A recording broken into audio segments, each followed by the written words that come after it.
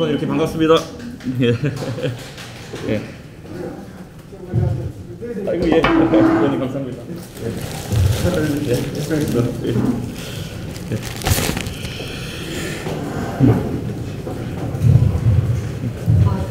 예. 네, 네. 우선 축하드리고요. 지금 여론조사 결과 60% 약간 압도적인 지지로 당선되셨는데 왜 당선되신 것 같은지 뭐 이렇게 여론조사에 후보에 대해서 좀 어떻게 생각하시는지 궁금합니다. 예, 뭐 사실 이번 전당대회는 아마 변화에 대한 국민들의 열망이 강하게 반영되었다 이렇게 보고요. 그 변화의 방향을 놓고 저희 후보들끼리 치열하게 다퉜다 이렇게 생각합니다. 그런데 제가 말한 노선들이 상당히 급진적일 수도 있고 정당에 있어서 한 번도 시도되지 않은 방식들임에도 불구하고 그런 지지가 있었다는 것은 저는 그만큼 대선 승리에 대한 절박함이 반영된 그런 어떤 결과다 이렇게 보고, 또 차후 치러지게 될 대선에 대해서도 많은 그 아이디어들이 나와 있었는데 결국에는 우리 당 중심으로 한 야권 대통합에 대해서 많은 국민들과 그리고 당원들께서 지지를 보내주셨다 이렇게 생각합니다. 그렇기 때문에 제가 천명했던 대로 우리 당이 자강에 대한 의지를 계속 보일 것이며 우리 당과 함께하고 싶어하는 대선 주자분들에 대해서도 활짝 문호를 여는 작업 또한 병행해 나가도록 하겠습니다. 네. 대표님 YTN 부장원입니다. 네. 당선 축하드리고 말씀하신 것처럼 특히 이제 가장 최우선 과제로 이제 대선 승리 꼽으셨는데 아마 이제 대표님 당선되시는 모습을 다른 대권 주자분들도 유심히 보셨을 것 같아요. 네. 앞으로 이제 경선 관리 어떻게 할 것인지 그리고 약간 이제 다른 후보들께 이제 앞으로 어떤 당부하시고 싶은 말씀 있으시면 부탁드리겠습니다. 저는 기본적으로 우리 당의 대선 주자군, 당내 대선 주자군도 훨씬 더 풍성해질 것이라 이렇게 생각합니다. 기본적으로 계속 언급되시던 뭐 원희룡 지사님이나 유승민 대표 외에도 언론인들께서 잘 아시는 것처럼 하태경 의원도 대선에 대한 대선에 출마를 지금 의사를 밝혔습니다. 거기에 더해서 저는 우리 당에 더 많은 대선 주자군이 우선 있다고 봅니다. 이분들이 자신감을 가질 수 있도록 그분들의 영역을 만드는 것도 제 1번 과제고요. 거기에 더해서 당 밖에도 문재인 정부와 맞서는 일에 충분한 기여를 하시고 또 앞으로도 기여하실 수 있는 분들이 있습니다. 그래서 저는 굳이 이름을 이야기하자면은 윤석열 총장, 안철수 대표, 그리고 일각에서 거론되는 뭐 최재형 감사원장께서 만약에 정치 참여 의사가 있으시다면은 당 대표로서 제가 안내하고 또 그분들에게 필요한 정보를 제공하는 역할을 충실히 하겠습니다. 하지만 그분들이 만약에 입당을 하시거나 합당을 하시기 전까지는 우리 당의 경선이나 아니면 여러 룰을 세팅하는 과정에 있어서는 우리 당원들과 당내 인사들의 의견이 주가 될 것이기 때문에 저는 저희가 특정 주자를 위해 가지고 유리한 룰을 만든다라는 비판을 받지 않기 위해서 제가 당내 여러 그 인사들의 총의를 모아가지고 경선 절차를 진행해 주도록 하겠습니다. 그리고 일각에서 뭐 선거 과정이다 보니까 그런 뭐 의혹이나 아니면 주장이 반복해서 나왔겠지만은 경선 일정을 제가 아무리 땡긴다 하더라도 실무적으로는 8월 중순 말 이후에야 시작시킬 수 있습니다. 그렇기 때문에 뭐 특정 주자가 들어오는 것을 배제하기 위해서 경선 일정을 조정하고 이런 것은 가능하지도 않습니다. 그렇기 때문에 뭐 그런 부분은 좀 우려가 적을 거라 생각합니다. 네, 또 혹시 네, 대표님 당선 축하드립니다. 예. 이제 그 진영진 최고위원을 임명하셔야 되는데 좀 생각해 두신 분 계시는지 또 좀 중진분들에게 좀 부탁하실 요령이 있으신지 궁금합니다. 예, 저는 당직 인선에 대해서는 너무나도 솔직하게 말씀드리자면은 단 한 분도 아직까지 섭외하지 않았습니다. 예, 그것은 제가 결과가 나오기 전에 어떤 제안이나 이런 것을 하게 될 경우에 오만하다는 평을 받을 수 있기 때문에 그랬고요. 다만 제 머릿속에 안은 구성되어 있습니다. 하지만 이번에 언론인들께서 놀라시겠지만은 저희 전당대회의 특징을 꼽자면은 이준석의 선전도 있었겠지만은 최고위원 풀에서 여성들의 약진이 두드려졌습니다. 예, 그래서 제가 지명직 최고위원으로 원래 모시려고 했던 머릿속에 두고 있던 분이, 그분은 아직 모르십니다. 제가 그런 생각하고 있는지. 근데 그분이 여성분이셨는데, 예, 제가 뭐 그런 것을 따지는 성격은 아니기 때문에 아마 당 외에 여성 인사 한 분을 모시지 않을까 이런 생각하고요. 나머지 제가 할 수 있는 인사에 대해 가지고는 지금 뭐 제가 오늘부터 활발하게 접촉을 할 수 있도록 하겠습니다. 네, 대변인 연합뉴스 이동환입니다. 네. 당선 축하드리고요. 계속해서 김종인 위원장 다시 모시겠다 이런 말씀하셨는데 향후 계획 어떻게 될지 궁금하고 한 가지만 더 여쭈면은 그 전당대회 경선 과정에서 좀 거센 신경전을 벌이셨던 분이 이제 나경원 후보, 주호영 후보 계시는데 이분들 추후에 다시 영입해서 대선 과정에서 인선하실 계획이 있으신지 여쭈세요. 저는 당장 그 토론 과정에서 그 주호영 대표께도 계속 말씀드렸지만은 국민의당과의 합당이라는 이 중차대한 그 과업을 수행하는 데 있어서 주호영 대표께서 상당히 훌륭한 역할을 하셨다 이렇게 평가하고요. 그래서 저는 뭐 주호영 대표께서 계속 그 일을 맡아주셨으면 좋겠다라고 공식 요청을 드릴 계획입니다. 그리고 나경원 대표께서는 이번에 보시면 알겠지만은 득표력에서도 상당한 그 힘을 보여주셨고 무엇보다도 우리 당원들이 가장 사랑하는 그리고 신뢰하는 우리 지도자 중에 한 명입니다. 그렇기 때문에 저는 당연히 대선 과정에서 나경원 대표께 제가 상황에 맞고 또 그리고 그분의 뭐랄까요 격에 맞는 아주 중차대한 역할을 부탁드릴 의향이 있습니다. 네. 또 앞에 질문 뭐였죠? 네? 김종인 위원장. 김종인 위원장은 제가 참 2012년부터 제가 비대위원 당에 처음 들어왔을 때부터 같이 모시고 일을 해봤지만은 저는 그분을 저희가 뭐라고 해야 될까요? 초빙할지 말지에 대해 가지고 여러 가지 걱정을 하는 것은 좀 의아하긴 합니다. 아마 대선 과정에서 충분히 그분은 기여를 하실 수 있는 역할이 있고 능력이 있는 분이기 때문에 거꾸로 나중에 가가지고 저희가 제안했을 때 그분이 안 오실 것도 걱정해야 되는 건 아닌가. 저희 당에서 뭐 사실 잊혀진 역사이긴 하지만은 그분을 영입하려다 실패했던 경우도 여러 차례 있습니다. 큰 선거에서. 그렇기 때문에 저는 만약에 이번 경선에서 저희 당의 대선 후보가 정해지면은 대선 후보와의 상의를 통해 가지고 제가 그분을 당에 모실 수 있도록 노력하겠습니다. 다만 뭐 제가 이 당무 우선권이라는 것 때문에 당 대표가 대선 후보가 선출되면 그 아래 놓이게 됩니다. 그렇기 때문에 제가 뭐 강제로 다른 사람의 선대위원장을 뭐 이렇게 모시고 할 수는 없지 않습니까? 그래서 저는 뭐 그 부분은 그 의지의 표명으로 받아들이실 수 있을 것 같습니다. 네, 연합뉴스 팀 박현우입니다. 축하드립니다. 네. 여론조사에서는 2위랑 2배가 넘는 압도적인 지지를 받으셨어요. 근데 네. 당원 투표율을 보면 2위로 나타나셨습니다. 37.41% 높은 지지율이긴 한데 이런 당신을 어떻게 분석하시는지 또 앞으로 어떻게 추스려 나가실 건지. 아무래도 이제 나경원 대표께서는 직전에 서울시장 경선도 치르셨고 그리고 당에서 오랜 기간 활동해 오셨기 때문에 전통적인 당원들과의 접점이 많으셨을 겁니다. 저보다는. 그래서 저는 나 대표님의 그런 수치가 놀랍지 않고요.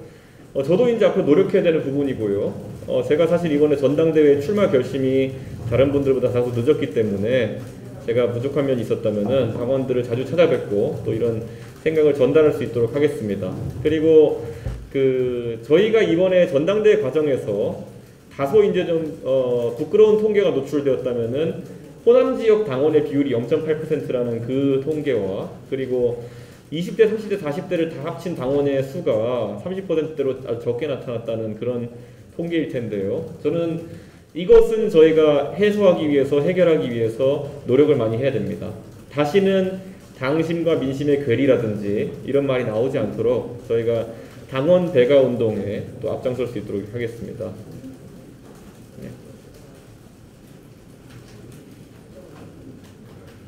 예. 축하드립니다. 네. 첫 전당대회 과정에서 이제 뭐 어떤 당직이나 아니면 공천 과정에서 이제 시험을 제도를 도입하신다고 해서 많이 좀 화제가 됐었는데 처음에 이제 일단 부대변인과 이제 대변인 선발하시는 과정에서 토론 배틀을 이제 계획하신다고 하셨습니다. 근데 아무래도 그 과정에서 뭐 토론이라는 게 사실 뭐 객관적인 수치로 뭐 이렇게 누가 잘했다 못해서 정리하기가 힘든데 그런 공정성을 좀 어떻게 좀 담보하실 계획이신지. 예. 실제로 그 토론 배틀을 통한 선발은 제가 바른미래당에 있을 시 이미 광역 비례대표 의원 후보자 선발과 그리고 대변인 선발에 저희가 적용해본 바가 있습니다. 그 과정에서 사실 토론 평가단이 일반 시민의 시각 그리고 또 저희 그 당시엔 정당 연구소 관계자들이 참여했었는데요. 그런 시각에서 토론을 통해서 토론의 논리 대결이 아닙니다. 토론은 절대 하고 나가지고 뭐 이렇게 KO 승으로 끝나는 경우가 없습니다. 결국 양쪽의 입장이 합리적이라면은 둘 다 충분히 받아들일 수 있는 주장으로 끝나는 경우가 많은데 토론 배틀을 제가 하나의 방식으로 이게 정해놓은 이유는 토론이라는 것이 사실상 논리 대결이라는 그런 어떤 좁은 영역이 아니라 사람의 매력도를 종합적으로 측정할 수 있는 그런 형태로 진행되기 때문입니다. 그래서 저는 지금까지 그 경험 바탕으로 결국에는 정치의 덕목 중에 하나라고 할 수 있는 매력도 측정을 할 수 있는 그런 체계를 구축해서 공지할 수 있도록 하겠고요. 그 많은 분들이 이제 대변인이나 상근 부대변인 선발이 그렇게 6월 말까지 이제 진행되게 되면은 그 사이에 당의 입장을 어떻게 전달하겠느냐라는 질문에 대해서는 그 수석 대변인은 제가 따로 지명해서 선임을 할 계획입니다. 그래서 그 인사는 아마 곧 발표하도록 하겠습니다. 네. 경선 과정에서 특정 후보 언급에 대해서 극도로 지향하시는 모습을 보이셨는데 이런 질문 죄송한데요. 현실적인 낙권 후보 1위 후보니까 질문 드릴게요. 윤석열 전 총장과의 접촉이나 이런 부분에 있어서 먼저 연락을 하신다고 하셨던 것 같기도 하고 밀당을 해야 된다 이렇게 말씀하신 것 같기도 한데 먼저 연락하실 의향이 있으신지? 뭐 제가 앞으로도 개별 대선 주자와의 뭐 접촉이라든지 접촉 내용이나 시점 등을 세세하게 제가 언론인들께 공개하지 못함을 좀 양해를 부탁드리고요. 다만 아까 언급해주신 특정 인물뿐만 아니라 다수의 대선 주자들과 제가 소통을 하고 있다고 제가 확인해 드리겠습니다. 그것은. 그래서 아마 뭐 물론 대선의 문제라서가 아니라 가장 먼저 저희가 공개적인 소통을 할 수 있는 상대는 아마 지금 합당 절차를 마무리하기 위해서 아마 안철수 대표님과의 소통이 이제 가장 빠른 시점에 이루어지지 않을까 그런 생각을 좀 하고 있고요.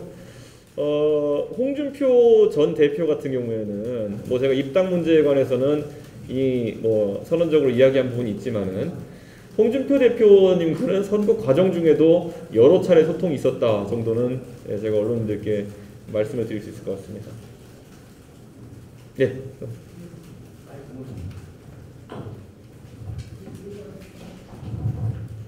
당선 축하드립니다. KBS 강병수 기자입니다.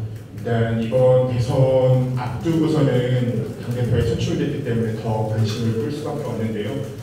주요 당대표 후보들이 모두 다 어쨌든 당 밖의 후보들인데 이런 부분에 대해서는 어떻게 생각하시는지 자랑할 수 있는 방법은 무엇인지 궁금하고요. 어쨌든 내년 3월까지는 당을 이끌어가는 모습이어야 될 텐데 국민의힘이 내년 3월을 앞두고 국민들에게 던지는 시대정신은 무엇인지 궁금합니다. 예, 저는 제가 이번 선거 과정 중에서 그리고 오늘 수락 연설문에서도 제가 담았지만은 결국 국민의힘이 과거에 비해 가지고 얼마나 공존을 통해서 넓은 범위를 포용할 수 있느냐에 대해서 국민들이 바라보고 있다 이런 생각을 합니다. 문재인 정부는 지난 4년간의 집권을 통해서 우리 편과 네 편, 다수와 소수를 가르는 정치를 통해 가지고 그 정치 세력을 유지해 왔습니다. 그러나 그 안에서 이제 국민들께서 인식하기 시작하셨다 봅니다. 그 편가르기의 피해자가 어느 순간에는 본인이 될 수 있다는 생각들을 하기 시작한 것 같습니다. 그렇기 때문에 우리 국민의힘은 그런 문재인 정부의 갈라치기를 심판하고 무엇보다도 아까 말했듯이 스펙트럼 면에서 가장 넓은 어떤 국민들을 포함할 수 있는 그런 범위를 만들 것이고요. 제가 아까 용광로론을 발전시켜가지고 공존의 비빔밥을 만들겠다라고 이제 이야기했었는데요. 저는 그 과정 속에서 아까 언급하셨던 당 외 대선 주자들 중에서도 윤석열이라는 사람도 우리 당에 합류한다면은 그의 생각이 닫히지 않은 상태로 들어왔으면 좋겠습니다. 탄핵에 대한 그분의 입장이라든지 공무원으로 생겼던 여러 수사에 대한 입장을 그분이 닫히지 않고도 우리 당에 들어있다 그러면은 우리의 지형은 넓어질 것이고요.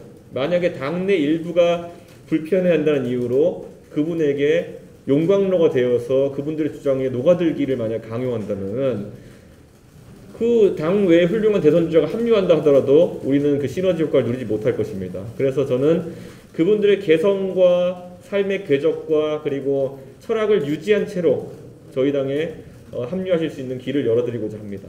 그게 최고 전략입니다.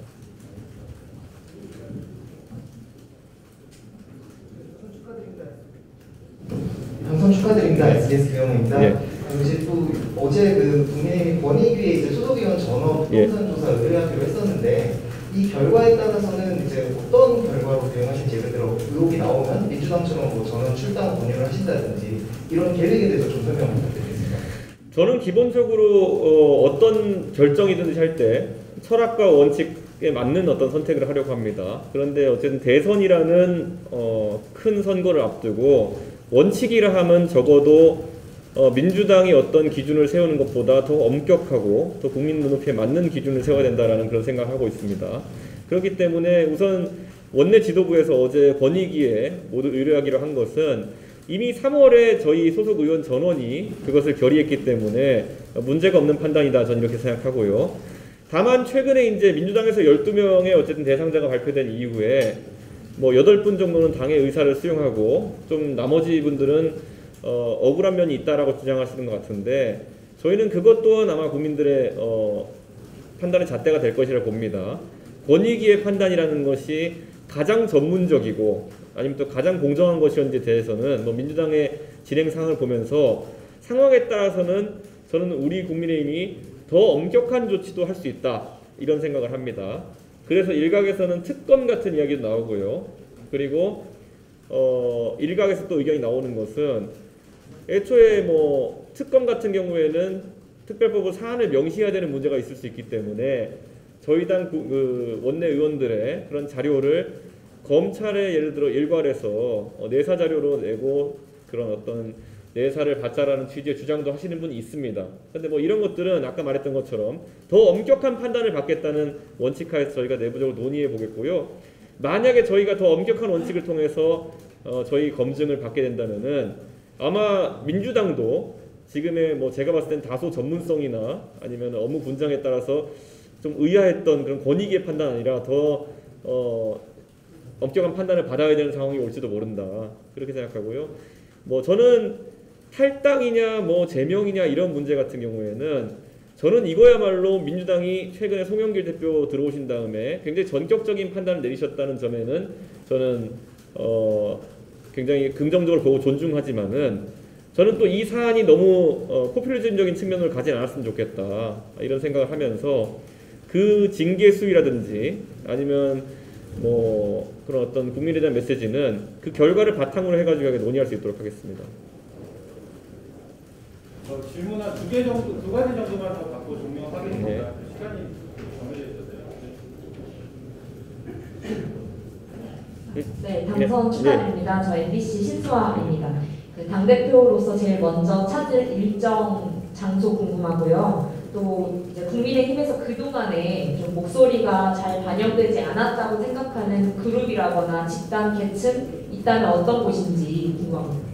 저는 기본적으로 제가 일반적으로 있는 현충원 참배 일정을 대전 현충원으로 잡겠다라는 것을 언론에 미리 알린 바가 있습니다. 그래서 다만 이제 오늘이 금요일이다 보니까 그 일정이 토요일일지 월요일지는 저희가 공지를 곧 하도록 하겠습니다. 그런데 대전 현충원을 방문해서 가장 최근에 문제가 되었던 어떤 민주당 인사의 부적절한 표현을 위한 천안함 그 용사들과 그리고 유족의 마음을 어루만지는 그런 일이 중요하다, 이렇게 생각하고요. 방금 전에 기자분이 질문해 주신 우리 당에서 가장 대표되지 못했던 분들에 대한 이야기는 저는 지금까지는 정치 전반에서 젊은 세대가 그들의 아젠다를 다루지 못했던 것이 굉장히 마음 아프게 생각합니다.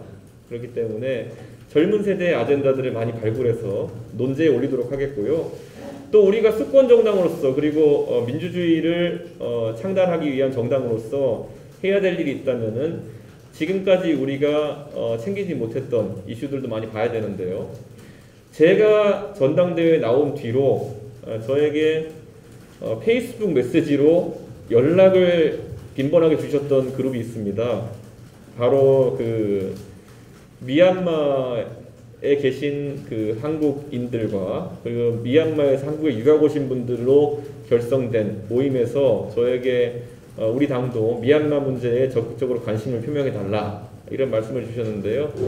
얼마 전까지 저희 당의 당무감사위원장을 지내셨던 이항희 교수님께서 미얀마 관련 UN 인권 특별 보고관을 지내셨습니다. 그렇기 때문에 이 사안에 대해서 가장 잘 알고 있는 분이기 때문에 그 미얀마 그리고 미얀마에 계신 한국인들 그분들과 또 이항희 교수님 이런 분들을 모시고 저희가 그런 분들에 대한 입장을 낼 수 있는 그런 간담회 등을 시급히 개최하고자 합니다.